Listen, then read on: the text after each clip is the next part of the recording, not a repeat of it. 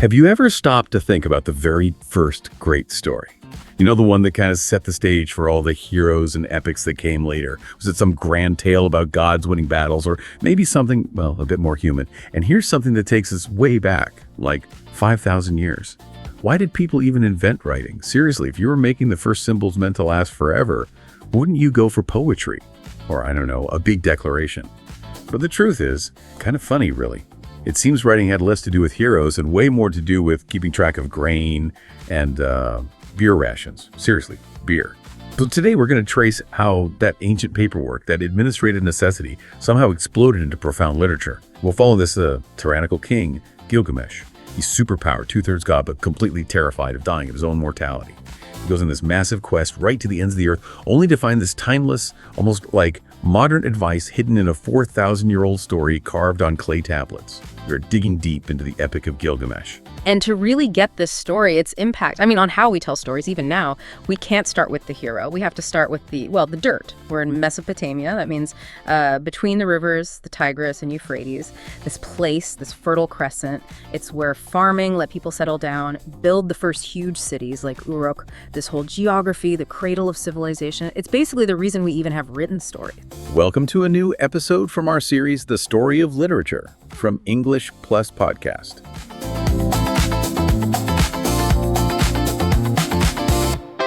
Okay, so let's unpack this, and maybe start with what sounds like the least glamorous beginning for literature ever. Before the big heroics, before the quest, we've got bureaucrat. It's important to ditch that romantic idea that writing just, appeared from a poet's mind, fully formed. Writing really came from bureaucracy. Around, say, 3200 BCE, cities like Uruk were getting so big, so complex, that just remembering everything wasn't cutting it anymore. You've got hundreds of thousands of people. The temples, they were like central banks managing huge amounts of grain, cloth, animals. Just imagine the accounting.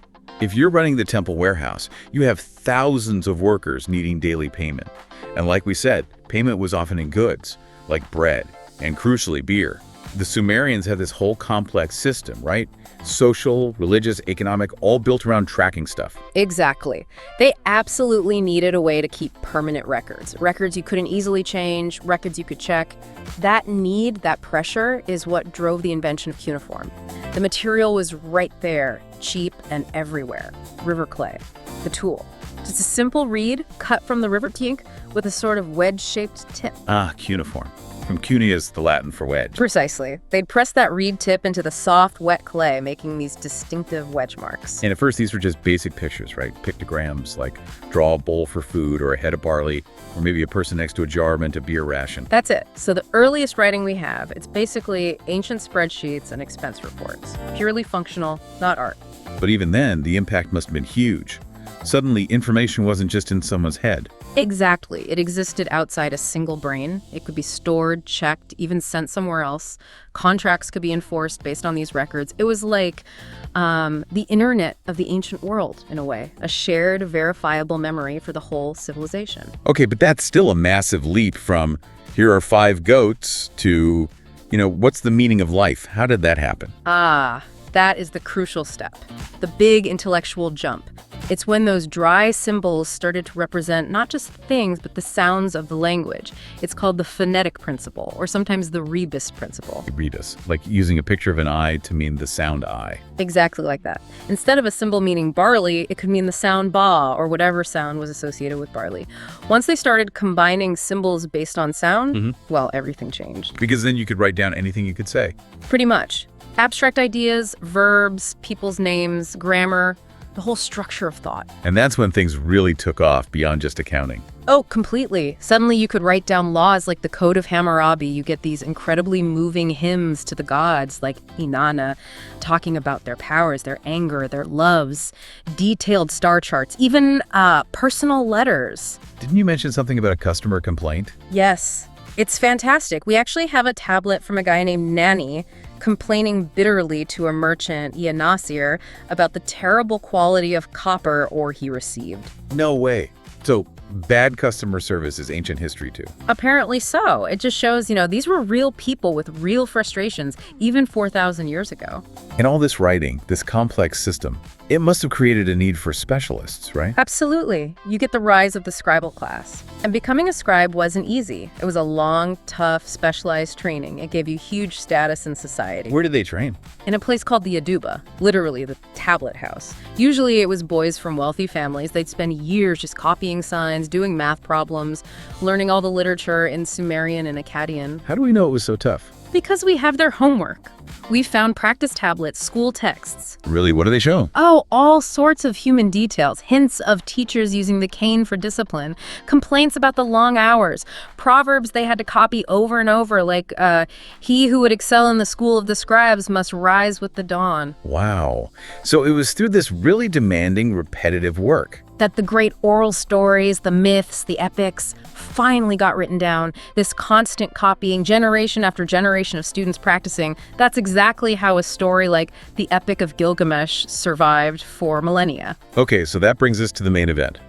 Because the first truly great literary hero to come out of all this, well, he's not exactly a role model, is he?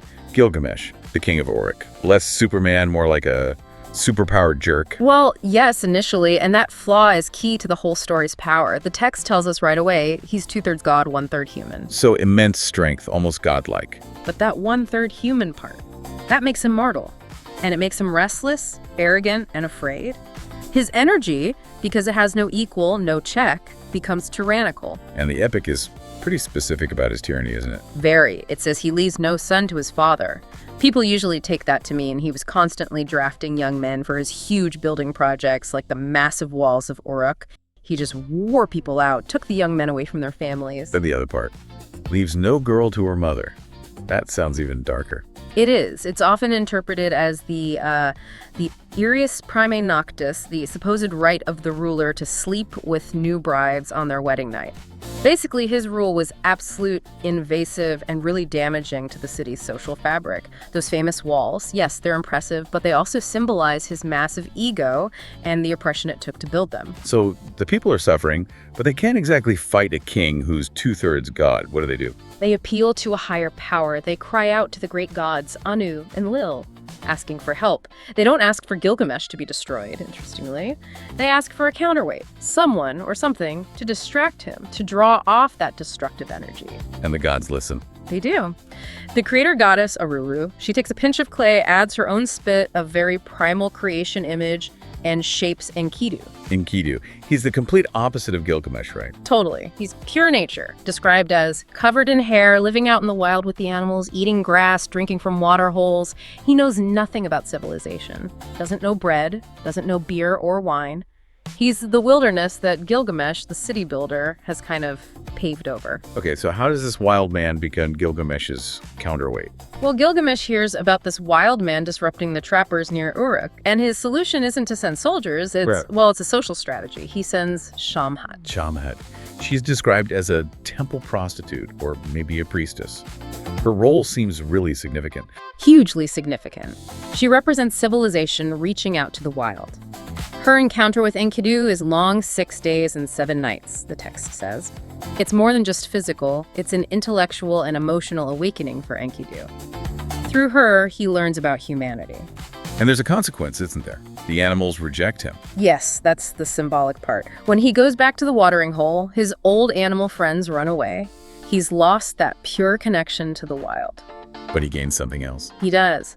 The text says he gains Teshmetum wisdom, a broader understanding.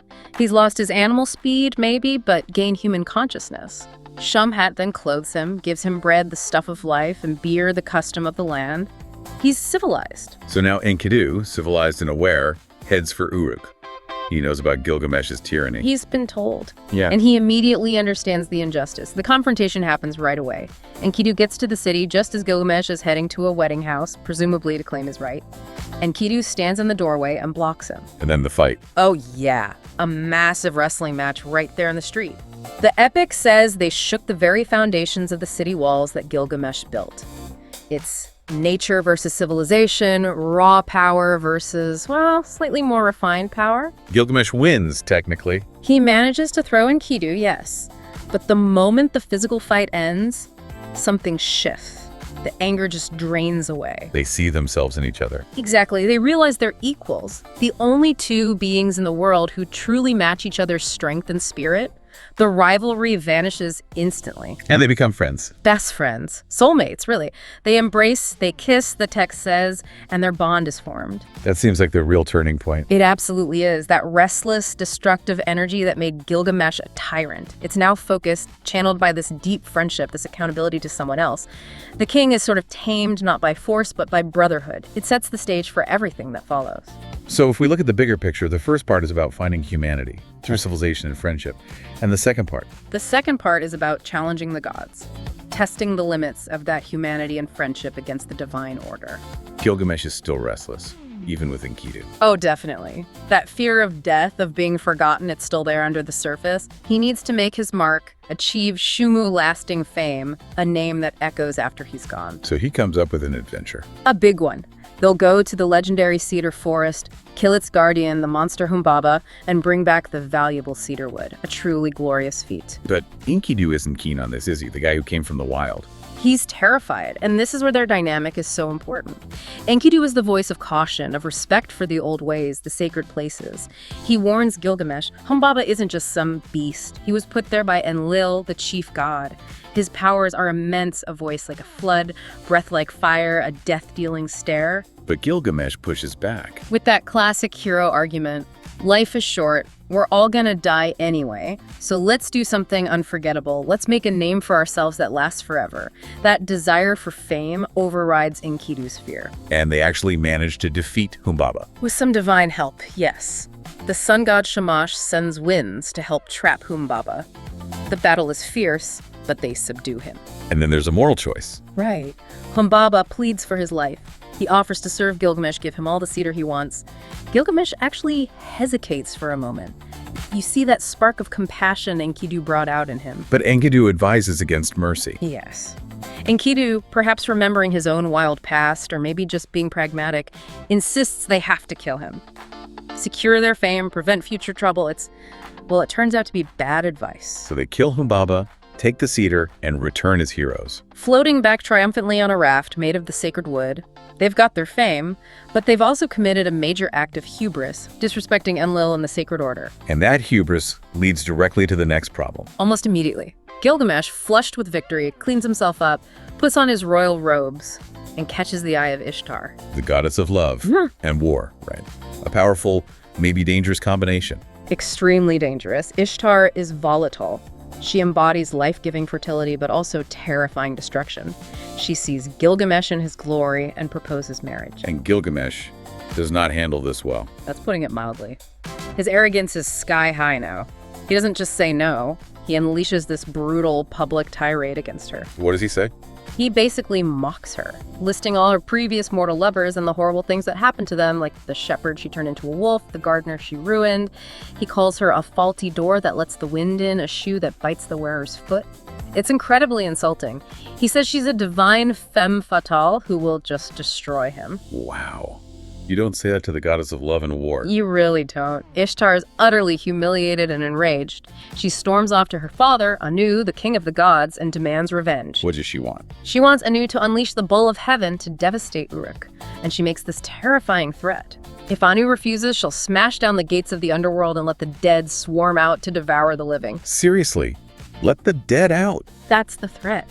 It's so horrifying. Anu gives in, the bull of heaven comes down, and it's immediately catastrophic. Its snorting opens up huge pits in the earth, swallowing hundreds of people. But Gilgamesh and Enkidu fight it. Together, yes. Their teamwork is perfect. They manage to trap and kill the celestial bull. Another victory against the divine. But Enkidu does something. In a final act of defiance, maybe rage, he rips off the bull's hind leg, its thigh, and throws it right in Ishtar's face as she's lamenting its death. Just pure contempt. Okay, that sounds like the last straw. It is. The gods hold a council, killing Humbaba, killing the bull of heaven, insulting Ishtar repeatedly. These mortals have gone too far, the balance has to be restored. And they decide someone has to die. Yes, And because Gilgamesh is part divine, they choose Enkidu, the one made from clay, the more mortal of the two.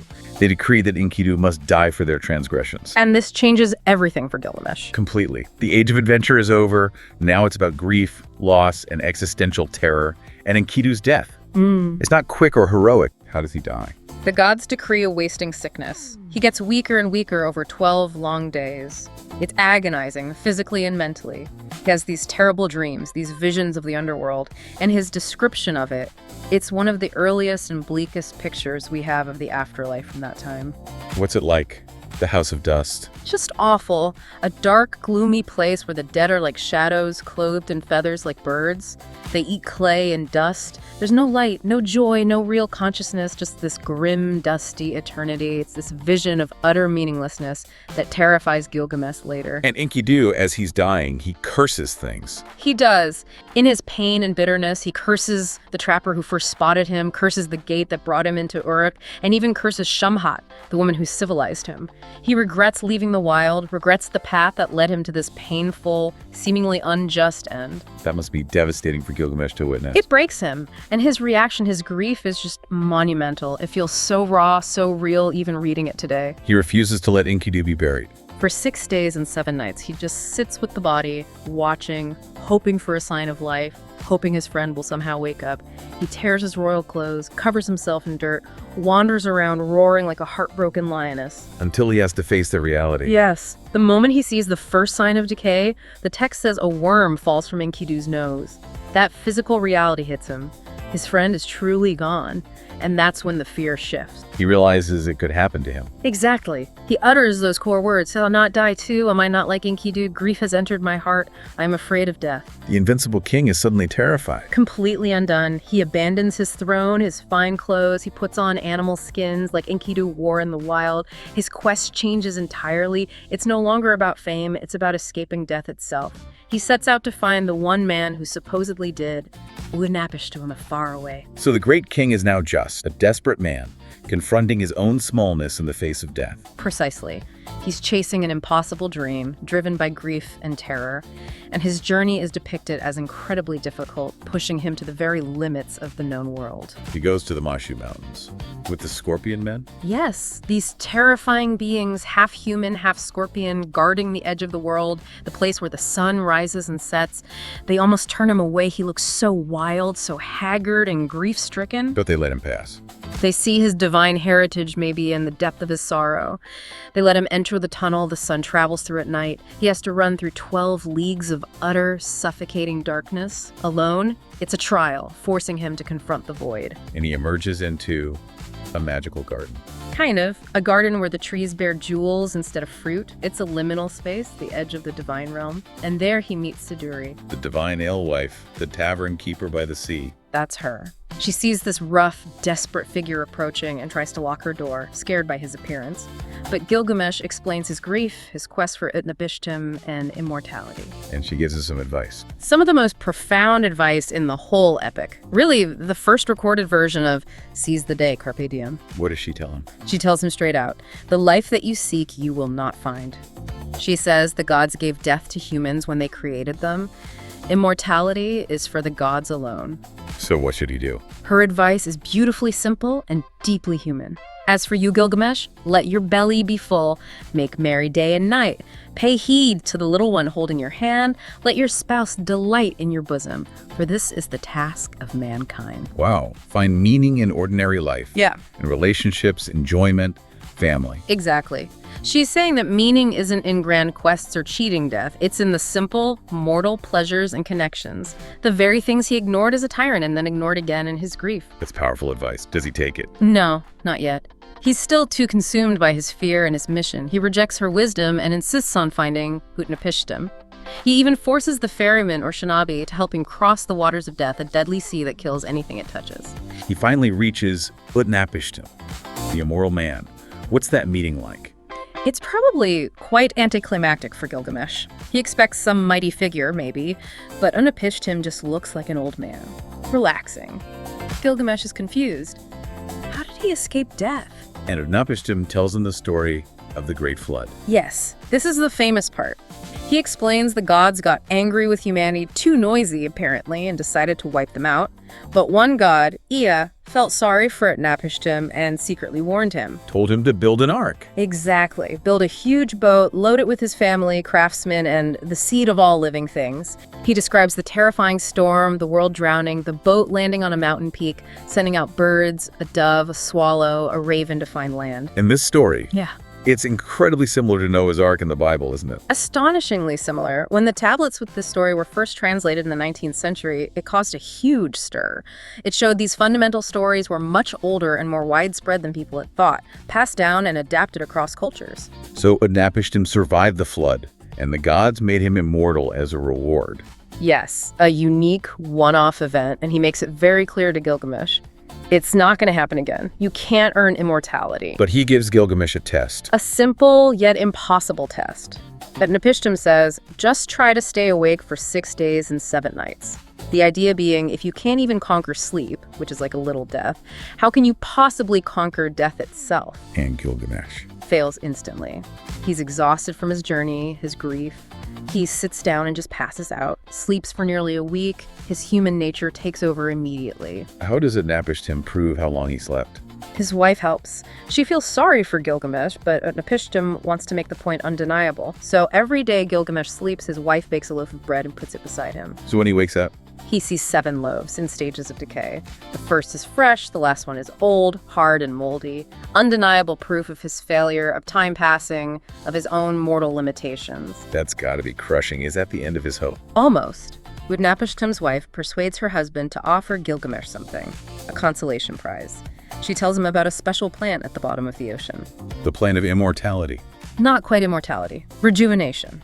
It restores youth, makes you young again, a second chance at life perhaps, but not eternal life. Does he get it? He does. He ties stones to his feet, dives down, finds the thorny plant, and brings it up. He's incredibly careful with it.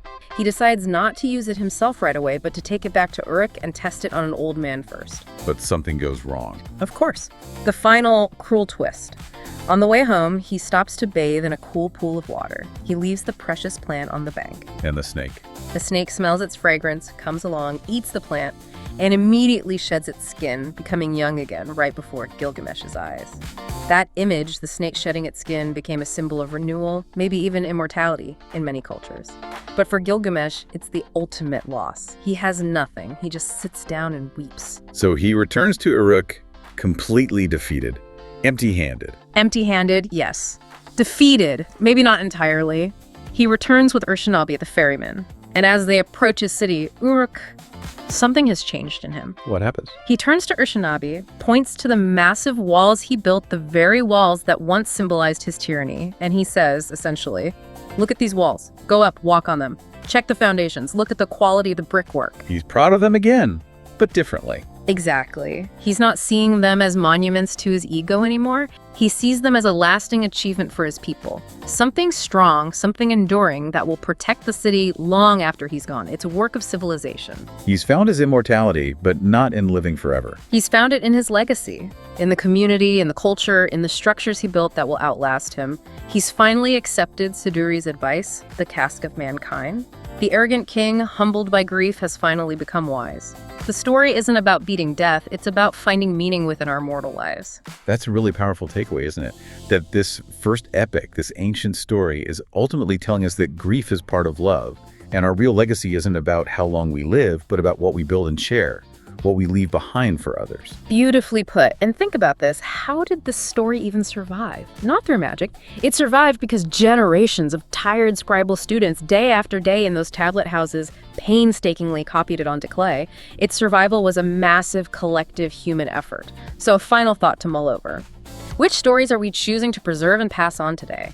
In our digital age, what are the modern walls, the legacies we're building with the narratives we create and share? And this was the story of literature from English Plus Podcast.